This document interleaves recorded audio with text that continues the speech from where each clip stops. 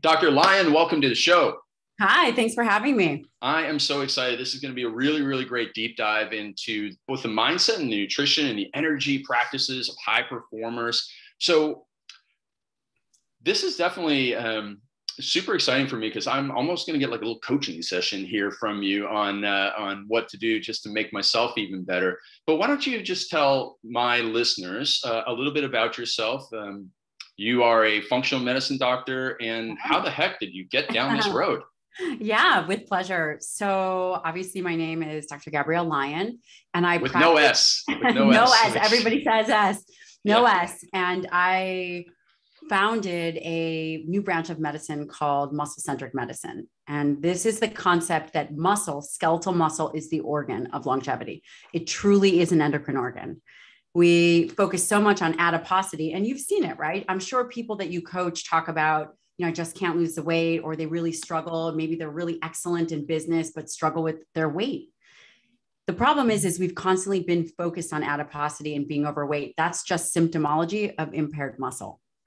So I've developed in part some of these protocols and concepts around medicine. And it's been quite a long road. I graduated high school early and moved in with my godmother, who happened to be a PhD in nutritional sciences. Oh. So from 17 years old, I started down this path. Now, what did you think that you were going to get into? Like when you started down that path, did you think that you would be a nutritionist at this level, or did you think that you were going to go into cancer research, or what did you think you were doing? I actually did. And I think that was very fortunate. I had incredible and do have incredible mentors. So at 17, I knew exactly that I was going to do nutrition. Then, I went to my undergraduate, which we were talking about offline, at University of Illinois. And I studied human nutrition, vitamin mineral metabolism there under one of your very good friends' friends. So Stu Phillips is very good friends with Dr. Donald Lehman, who is a world leading protein expert. Mm-hmm. And I studied under him and have been mentored by him for the last 20 years. Very cool. It's a really long time. It's a lot of schooling. Yeah, exactly. So going back even further, when you were a little girl, what did you want to be? I always love asking this question. A marine biologist. Yes. Yeah. Very nice. And so what deterred you from that? I think that at a very fundamental level, there's certain kind of attributes that we all have. And one of my attributes was very much about helping others. And to this day, truly is that. And in order for me to be able to kind of live out that purpose, I wasn't going to be able to do that as a marine biologist. Got it. Yeah, it makes sense. So then you get into school, and what were some of the things that you loved learning about? Or like, what were some of the things that you learned that you were like, nobody was telling me this, and how it was beneficial to people, and like the most practical, applicable things that you learned early that got you excited? That's actually a very interesting question. When I was very early on, when I had moved in, I graduated high school early, living with my godmother. This was even before studies, before I had actually gone to college. I watched her see people and transform their lives using solely nutrition. And I thought that was really fascinating. And she was working with cancer patients. She was working with all different kinds of patients that had, somewhat failed the medical system, the Western medical system. And they made marked improvements. And I knew very early on that there was something that perhaps we weren't learning, or that perhaps we weren't looking at in a way that was most efficient and effective for execution. And then going to, doing my undergraduate with Dr. Donald Lehman was incredibly fascinating because, things really started to come together. And I would be lying if I said that I didn't have a knack for it. I do. I have a knack for chemistry and biology and the sciences. And I think that there's a certain amount of ease at which I was able to learn it. Now, your godmother must have been a real pioneer. She still is. Yeah, she still is, actually. Tell me a little bit more about her. What drove her? And just a little bit more about her. It sounds fascinating.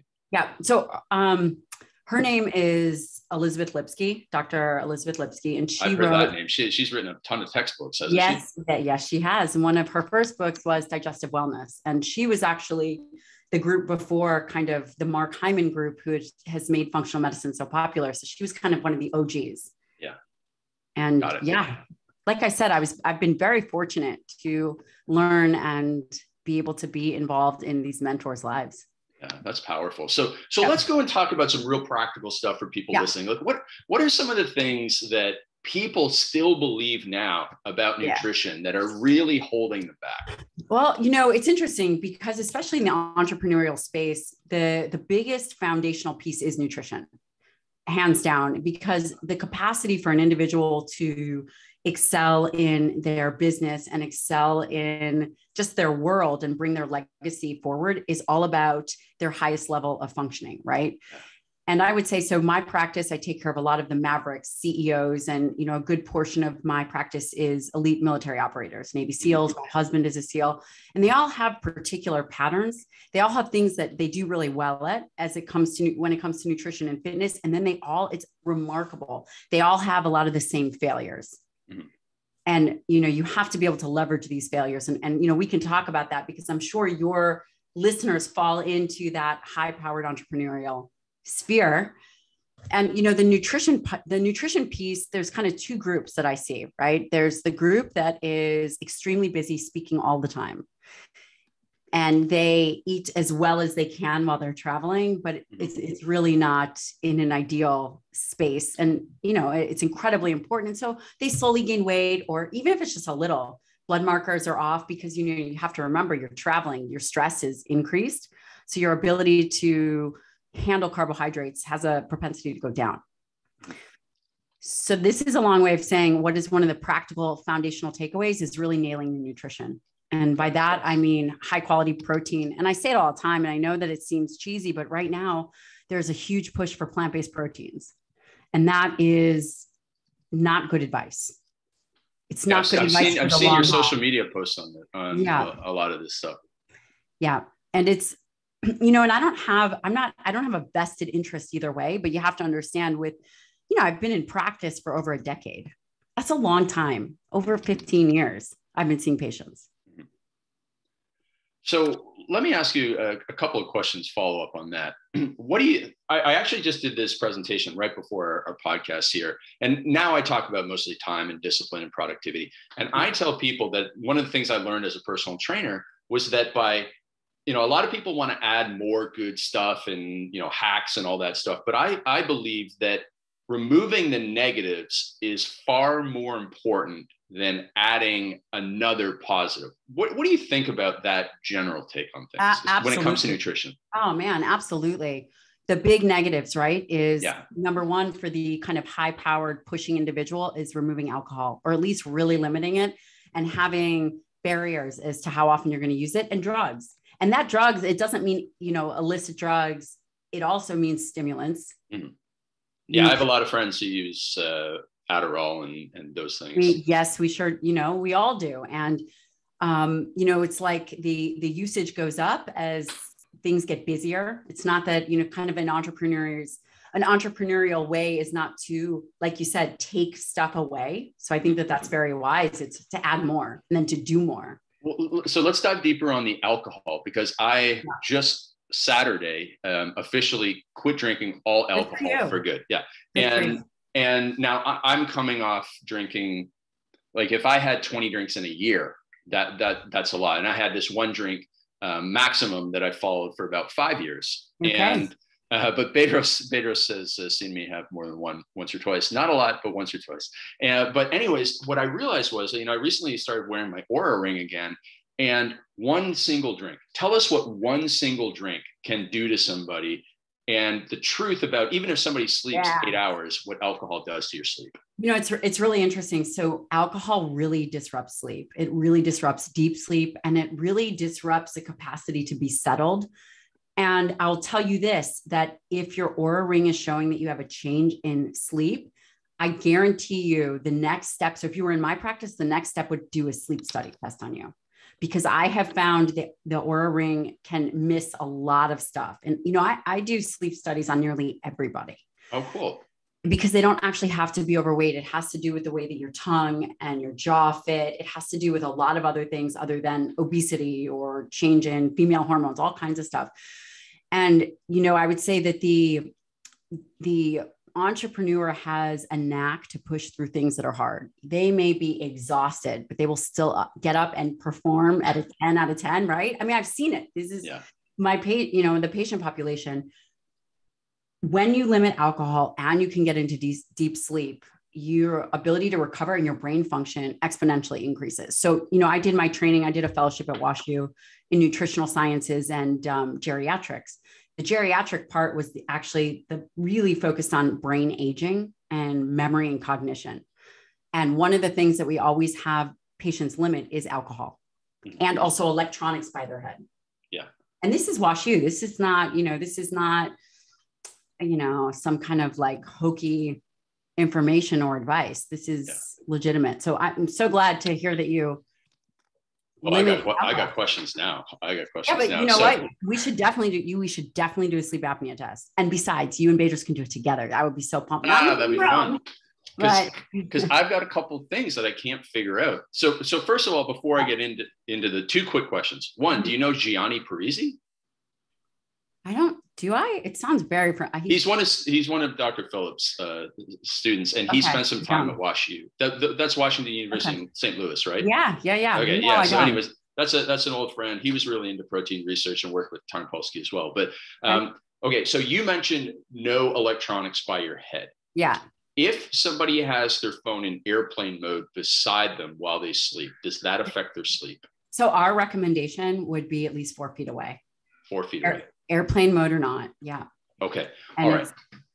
Great. I can make that change. If you say that you are, the biggest things that I see for individuals that are really pushing hard is I see a ton of sleep apnea. If you're still waking up fatigued. The other thing that I see I see a lot of intestinal parasites. And in the US, we have a very horrible way of testing. I know it sounds crazy, but we use PCR testing.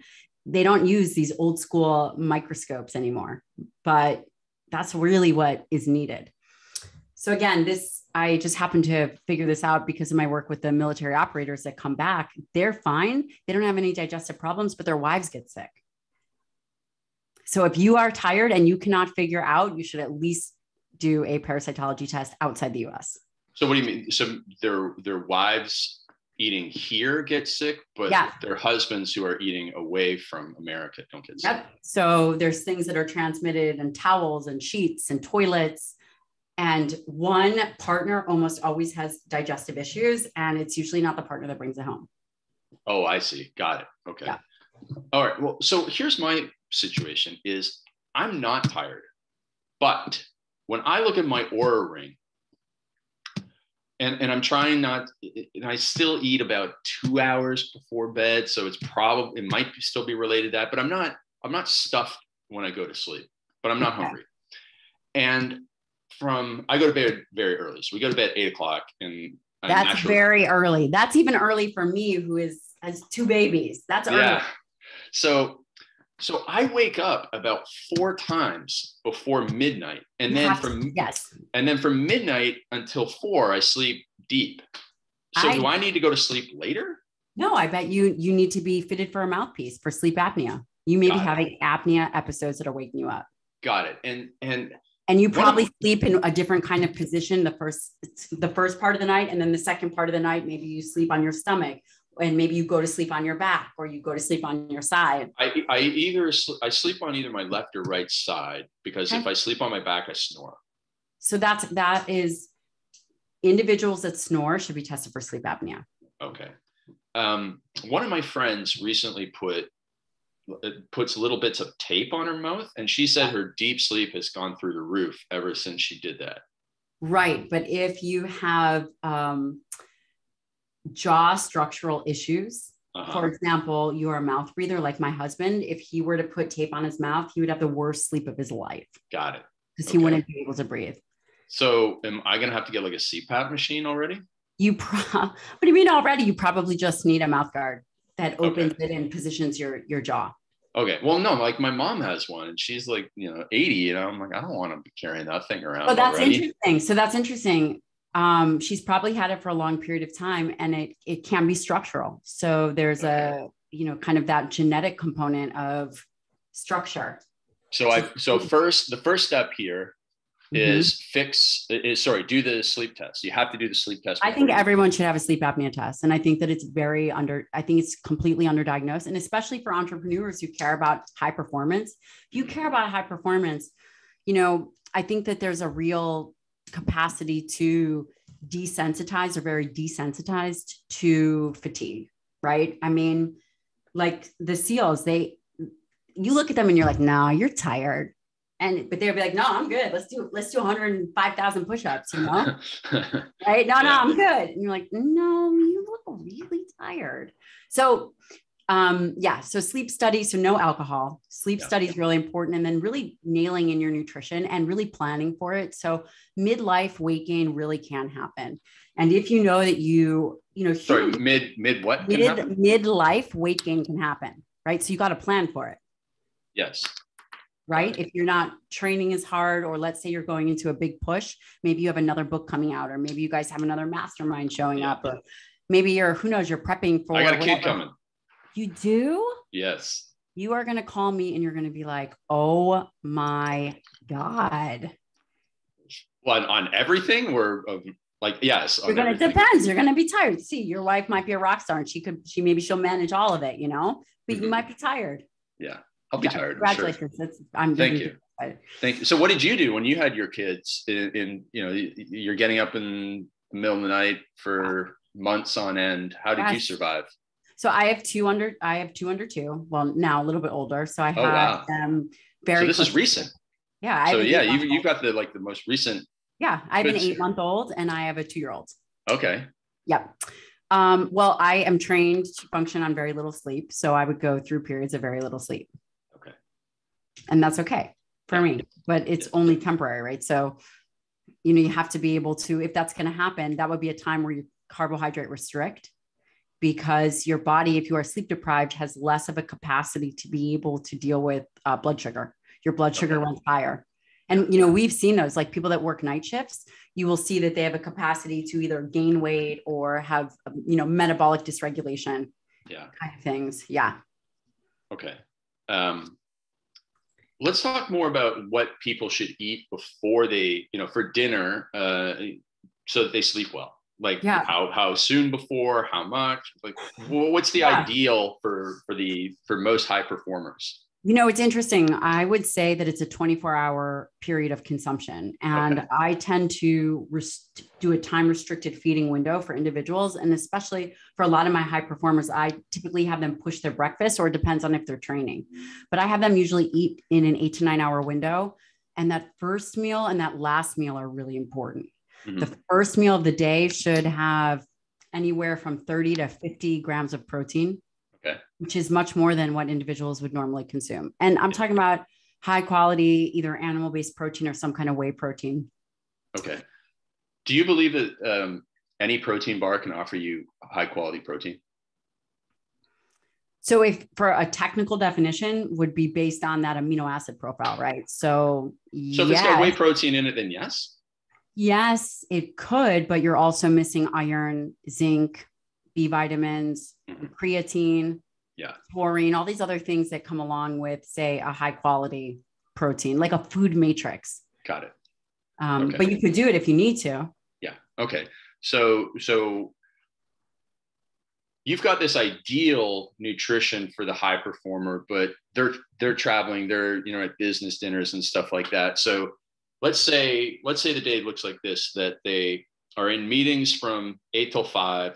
2-hour break. Then they have a business dinner from 7 goes till 9:30. Maybe they have to work out first thing in the morning. Goes till 9:30. They want to get to bed at 11. How do they optimize? Like, what's their best approach to that?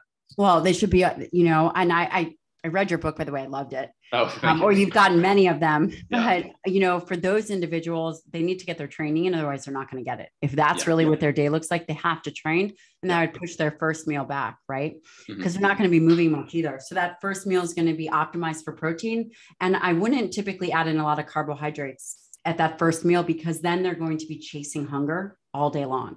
Chasing hunger, ebbs and flows of fatigue, maybe needing more stimulants, maybe needing more caffeine. So, so would you be like, hey, have some steak and eggs? Is that like your? Yes. Yep.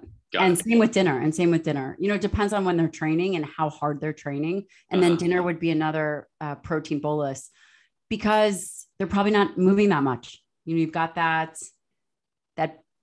training session in the morning, but unless they can get out and train during lunch, which would be fantastic. Got it. Okay. So then 2 questions is, one, what's your recommendation on caffeine intake for someone who's like, they're not really, I mean, they exercise, they're not training super hard. They're not like for me personally, I'm not training super hard. I train regularly, and I'm not so overworked where, I'm doing, like, if I get under 7 hours of sleep, it's kind of surprising. So like someone like me, how much caffeine can I, like, I don't want to have a lot. Yeah. Well, yeah. So just talk, well, yeah. What's the caffeine recommendation? Okay. I guess? Well, so it depends on if you're a fast or slow metabolizer. Some people I'm probably a slow metabolizer, because I actually didn't have a coffee until 2 years ago. Really? Yeah. And what happens when you had it? Were you off the wall, or were you like, nah? No. Okay.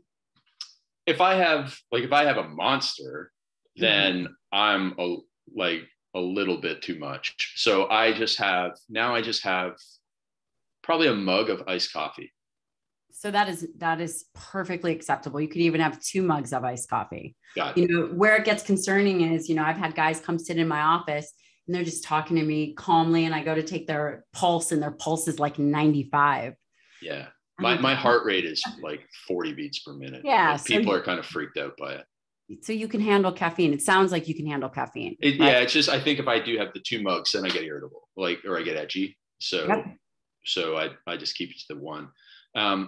And then, so back to that, to the people who are listening, like, yeah, I have these business dinners. How the heck am I going to have just a high, how do you help people get through those meals? Like, obviously you have to stand up for yourself and say, no, I'm not going to have the bananas Foster or whatever. but how do you help people through those phases so that, if they do finish dinner at 9, they can fall asleep and have good sleep?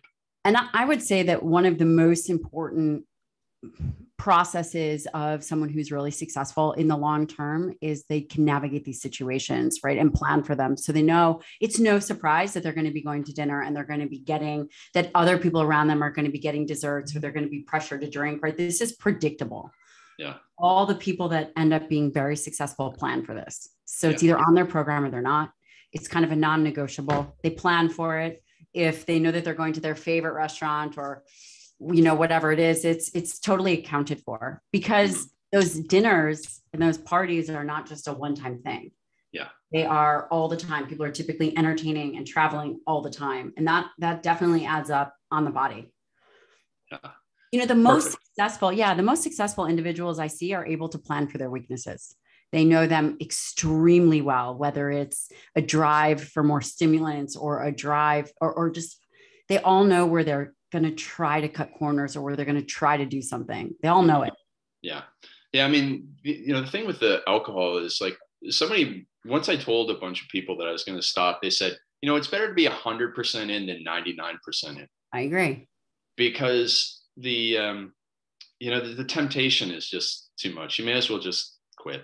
Yeah. So that was an interesting insight. I will miss my one drink once in a while, but I'm curious, where would you say that you struggle with your health and wellness aside from sleep? So I think that we've solved your sleep. We're going to do a sleep test on you, and it's going to come back that you have early on in the night that you don't, that maybe your positioning is off, and then we have to get you a mouth guard. Is there anything else that you say that you struggle with, or that you see individuals struggle with?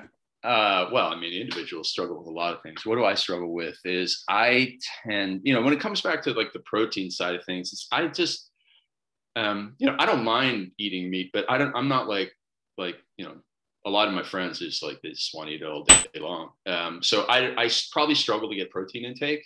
Like I am also, so I'm 46 and I have like 10% body fat, and I could eat a bag of jelly beans for every meal and still have 10% body fat. Right. And I just got my blood work done, and, the naturopath looked at it and goes like, are you 21 years old? Because like everything's, really, really great. So because of that, I know that I can kind of get away with murder, and I don't necessarily eat as well as I should. So I probably need to eat more and eat more protein, but I just don't necessarily have the drive for it. Well, it's interesting. It's probably the most important thing that you can do. And I'll tell you why. And Stu would agree with me, is that muscle changes as you age. Mm-hmm. And it becomes more insulin resistant, and it also becomes less sensitive and efficient of sensing protein. So what ultimately happens is, and I'm sure you've seen older people, they get, skinnier and their muscles decrease. And even if their body fat doesn't change, you see them kind of shrink. And that is, a sarcopenic change. That happens now in your 40s. Yeah. So for you, you have to begin to, if you could prioritize protein and in that jelly bean bag, just, I don't know, throw a couple eggs, but it's really, really important because. You mean Cadbury chocolate covered eggs? Yeah. Because the trajectory of that tissue changes and it becomes very difficult to get it back. Got it. Yeah.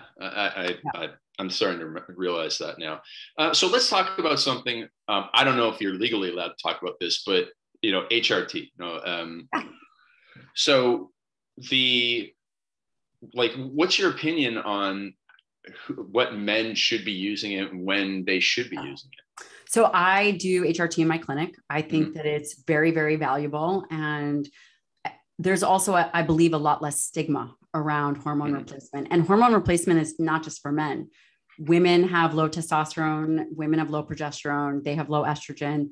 Same with men. I mean, I think that supplementation and treatment is extremely valuable because it changes their quality of life. The one thing is, and it really depends on the person.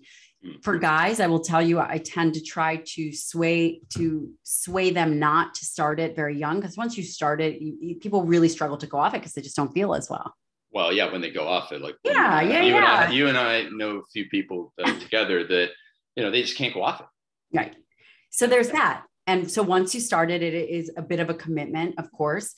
But then again, if you're young and you have low testosterone, maybe you've had head trauma, maybe you jumped out of a few too many planes or got into a bad car accident or a motorcycle accident, it can change the axis. It can change your capacity to produce hormones. So treatment is very safe as long as it is done well. Got it. So I think I'm going to share my screen right now because it is my recent blood work. And I was really surprised that, and maybe it's just the measure of testosterone that we did. So down at the bottom there, it shows my testosterone. And it was just total testosterone, I guess. I was really surprised that it was that high, considering I'm a relative, people look at me and go, you're a pretty skinny guy. Like, I'm not super muscular. That's great. Look at that. Yeah. What were you going to say? You're fasting insulin. That's interesting. I know. And it's like, I'm a jelly bean man, but anyways, I'm not actually a jelly bean man. I don't eat a lot of junk, but I just kind of tease. But so I thought, if you and I were having this conversation a year ago, I would have said, I'm worried about two things. One, my testosterone levels, and two, my fertility. And so I would have thought, we didn't try to have a kid until recently, and I think it was the first time it worked. So I was really shocked. And so if you look at my numbers here, would there be any reason for me to do HRT? No. And again, it's also not just a blood draw. It also depends on how you feel. Mm-hmm. It depends on your sex drive. It depends on your erections. It depends on all those things, your energy. I think if you go back to that question you asked before, what are the things that I'm concerned about is nagging injuries. It's stuff that you can work around, but I had a back muscle injury last year, and then my knees, I had to go on this very big foam rolling kick for the last couple months to get problems in my knees. And I got a 46-year-old body that has played a lot of sports, and so it's how can I avoid those things? Which, when I talk to some of my friends who do use HRT, they're like, yeah, man, those things are gone when you use it. It depends on what kind of HRT we're talking about, right? And, I don't necessarily think that pushing things to super physiologic levels long-term is a great strategy. But now there's other things that can be used that are different than what we would consider HRT, something like peptides. So BPC 157 or TB 500, and using those in conjunction for healing. And those are both, you can use BPC orally. I prefer, for example, for you would be an injectable. I would put you on an injectable program. And that can be very helpful. A lot of people do use growth hormone. The reality though, with growth hormone is that, in order for it to be prescribed well and legally, you have to fail a stim test. And those are very cumbersome to do. So it's a stim test to actually show that you have growth hormone deficiency. Oh. Most physicians, don't do that. Yeah. And so that can be a little tricky. Got it. But then there's analogs like CJC and ipamorelin, things of that nature. Okay. The other thing, now that I'm starting to think, like, what else would I be concerned about? You go back to 2020, COVID comes around, and people who pay attention to things realize, like, hey, vitamin D is super important. Yep. So I'm in California now, but up until a month ago, we lived in Canada. So Canada, not a lot of sunshine. I lived originally in Toronto, moved out to Vancouver, where you get a little bit more sunshine. So I thought during COVID, man, I got to go and pump up my vitamin D. According to the notes that I got, so if I go back and open up that document. So just curious, where in California? I'm in Huntington Beach right now. Okay. I'm in Surf City. Cool. Very cool. Yeah. And we're actually moving to Mexico. What? Yeah. Yeah. So we're moving to Mexico in a month from now, if all goes according to plan. Wow, that's amazing. Yeah, so I'll get plenty of vitamin D down there. So my vitamin D here, I thought it would have been low. Does that look like that's in the middle? He says, like, my naturopath said, hey, we can still take some oral vitamin D. I think you're good. You're totally sufficient. Yeah. I mean, that's so. And then if you look above that too, your C-reactive protein, which is an inflammatory marker, is low. It's fantastic. Yep. Yeah. So for people who are listening though, and they're like, well, vitamin D, why is that important? How do I improve it? I live in, even in Ottawa, what a horrible place. And now I got, rickets because I don't get any sunshine. What can they do? I mean, I think vitamin D supplementation in a liposomal form is amazing. And I prefer liposomal because of the way in which it's absorbed.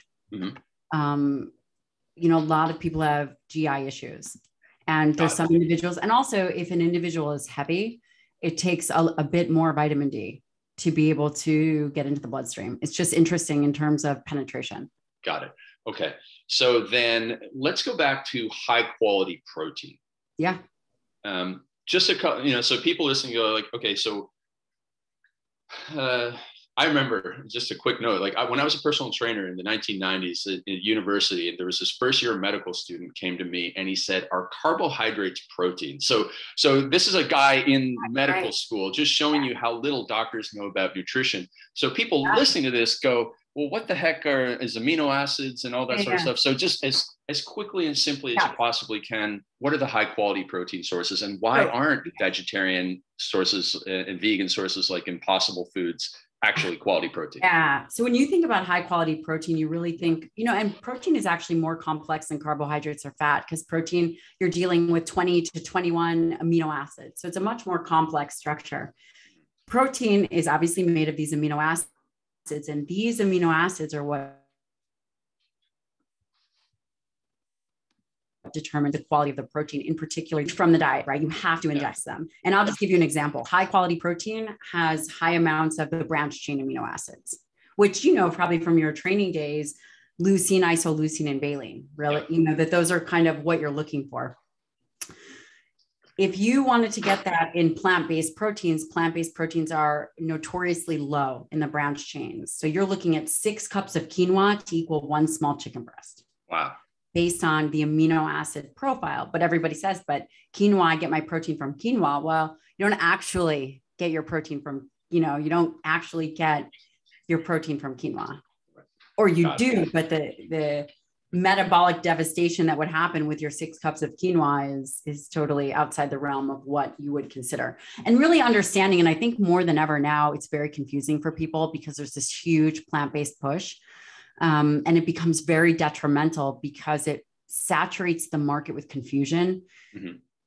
Because there's a bit of narrative to take animal products out for whatever reason. Mm-hmm. And it is very narrative based. I'll give you an example of that narrative. It would be, well, we should stop eating red meat because it's bad for the environment. Right. Well, actually, greenhouse gas in the US is 80% industry, transportation, and electricity. 9% of all greenhouse gas would be from agriculture, all of agriculture.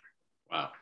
So these are all just, and when things are repeated often enough, then we believe them to be true. Yeah. Yeah. Sound bites like that. Yeah. I grew up on a farm. I grew up on a beef cattle farm. So you know that there's a regenerative nature and it's a life cycle. It's not just this, one thing. Yeah, absolutely. Yeah. So man, this has been a lot of fun. Now let's do a little bit of a shift here. I know we're running out of time. So you started working with special forces. Was this before you met your husband or after? Yeah. And actually special operations. So special force. And I actually I work and I still do work with some of the Canadian assaulters. Oh, wow. Yeah. Oh, there you go. They don't get a lot of press. Yeah. So you started working with them. Mm-hmm. And what are some of the high performance lessons that we can take with from special operations people that you see in other entrepreneurs, like high performing entrepreneurs in a positive way, and that everybody listening should consider looking into? So that's a pretty big question. I'll tell you. So that's kind of loaded. I think the thing that makes them great is also the thing that actually deteriorates their health. I would say that the special operations community and the real high performers have a unnatural capacity to deal with pain. Huh.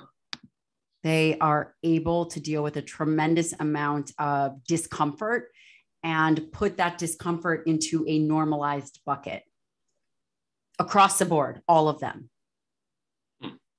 So that's Dave Goggins. Yeah. Yeah. They all have that capacity. And I would say the ones that really do profoundly well are the ones that know their own internal battle rhythms. So they know that there's a push and like a release lever. Have you ever worked with someone in special forces in operations who's they're older than everybody else? They're like the Chris Chelios, who's playing in the NHL till he's 42 or 44, or Tom mm-hmm. Brady, the Tom Brady of special operations, some guy who's just outlasted. What was the secret of that person? It's funny to say this, but meditation, they're really cognitively aware. They're really, really cognitively aware. Huh. They believe self-reflection and introspection, and they know themselves. Yes. And so deeply in the bodies, so deep. I would say those individuals are probably some of the most spiritual individuals I know. Wow. And I bet you didn't expect me to say that about a commander SEAL. No, and they not have at all. Yeah. And they have this capacity to kind of integrate their mind, right? They have such good control of their mind that they also integrate that control into physical healing. Huh. So that's a lot, because to think that, you can then control your own physical healing. What are some of the things, I'm sure everybody listening to this is dealing with some type of thing where they'd like to have better physical healing. What are some of the things that, most people have no idea can actually help? Right. Well, I will tell you some of the older guys, the older SEALs that have gotten injured, say either from a gunshot or from just a lot of injuries, like you were talking about, is they sit and they connect internally in a very quiet way and put all that energy into healing and what that would feel like. And I know it sounds crazy, but more than one special operations individual in a very high position, they do this. And I don't think that they talk about it with each other. And it's a lot of awareness. It's a lot of intention. They're very intentional. Yeah. Well, even I haven't had COVID that I know of. And the people that I talk to, so I've talked to hundreds of people, well, not hundreds of people, dozens of people that have had it. And, I see the people who go through a real rough bout, don't take time, don't let the body repair, are running around all over the place. And the people who are like, I just stopped everything and recovered. And yeah, like there was other factors involved too, but it seems like just stop, let the body do its job. Those people end up ahead. I would agree. And there's also, they don't grip it. They don't like, oh my God. And there's some story around it. Typically the people that excel, there's no story.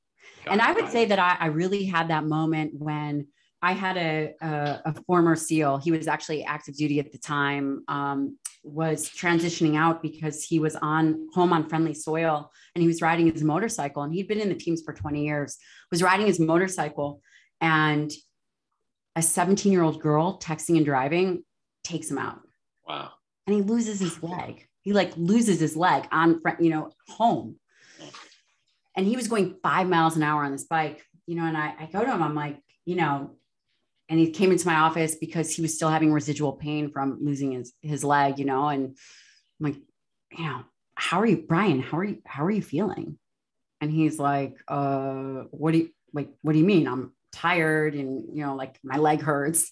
I'm like, no. How are you really feeling? And he looks at me totally cross-eyed and he's like, Doc, what are you talking about? What do you mean?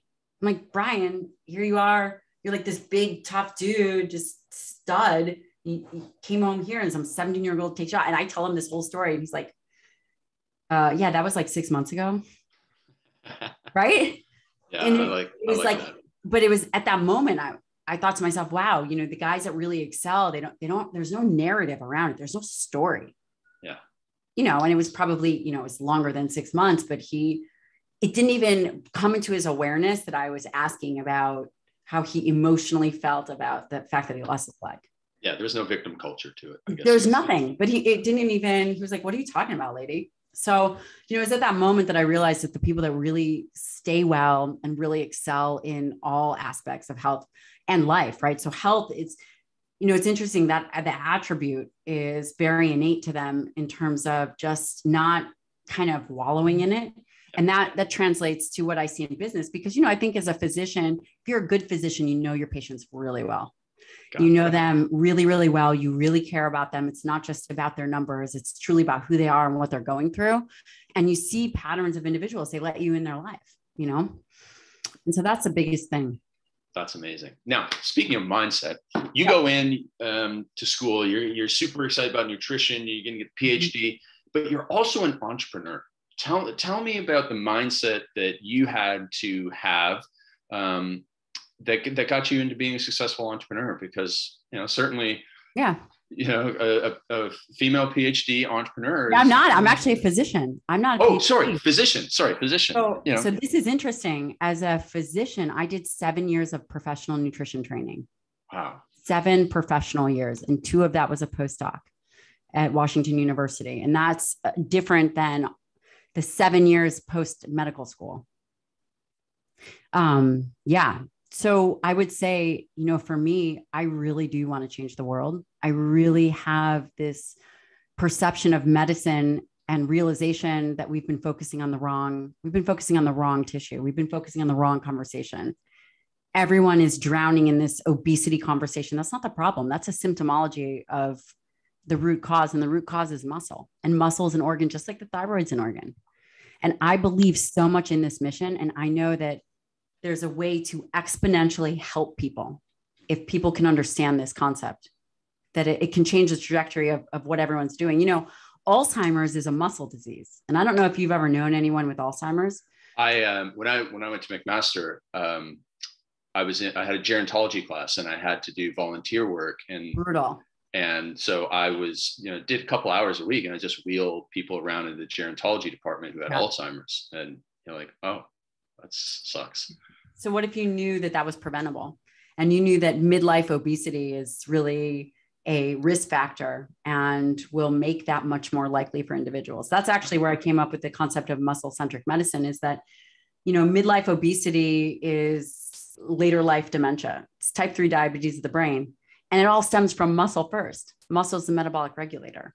So we've just been missing the whole conversation and doing it very poorly. And that's how I became so entrepreneurial, because, I think that some of us inherently have the belief that there is a way where we can do things better. And from a medical perspective, I truly believe that we can do things better. And so, but it's probably the way that you're going to change it is not through the medical profession. It's through being an entrepreneur. It's through education. It's through educating others and being able to educate others that change the world. You know, part of my practice are individuals that change the world. Yeah. And by taking the best care of them and them experience a different kind of medicine, then my hope is that they can go out and be the best version of themselves, you know, and I will educate other physicians and other practitioners. Yeah. So before we wrap up here, I know you got to jet off. One big lesson that you would tell everybody, you know, we've talked, maybe it's about the high quality protein or something like that. Yeah. Here's one action step that people can take to improve their muscle centric health. Yeah. And then tell us a little bit about your programs, where people can find you, all the good stuff. Well, I mean, I think it's pretty simply, if you just increasing your dietary protein, despite what you're hearing in the media, we're not over consuming protein. It's not bad for your bones. It's not bad for your kidneys. In fact, it's essential for all these things, despite what you're hearing. That is the single best piece of advice I could give someone who's interested in their health and wellness. Where can you find me? Well, you can find me on Instagram. I'm pretty active, and that's Dr. Gabrielle Lyon. I have a website, which is going through a whole rebrand, but I will tell you that I have a great newsletter that I curate, put interesting studies, interviews, like this interview will be on there, and just things that I'm involved in that. And that comes out once a week. And then I have a YouTube where I do a lot of education with my mentor and other physicians and experts. Stu agreed to do it. Super cool. Yeah. Where we have really interesting conversations. I have a PhD from Princeton on there who we're working on some things as I develop the training for other physicians in these philosophies. That's fantastic. What is your Instagram is Dr. Yeah. Gabrielle Lyon. Yep. And Lyon with a Y. Lyon. And, there's a patient application portal. If people are interested in becoming a patient, we do have a, word of mouth referral is always the best. So if you know someone who is a patient in the practice, that's always the best. And your YouTube channel is Dr. Gabrielle Lyon. Perfect. Awesome, man. This was so much fun. And it was so cool that we have some friends in common, like Dr. Stu and Bedros, of course. Thank you so much for your time. This has been wonderful. It was great to get some free advice. I'm going to go and get my sleep test done and fix that. All right. Thanks so much. Thank you.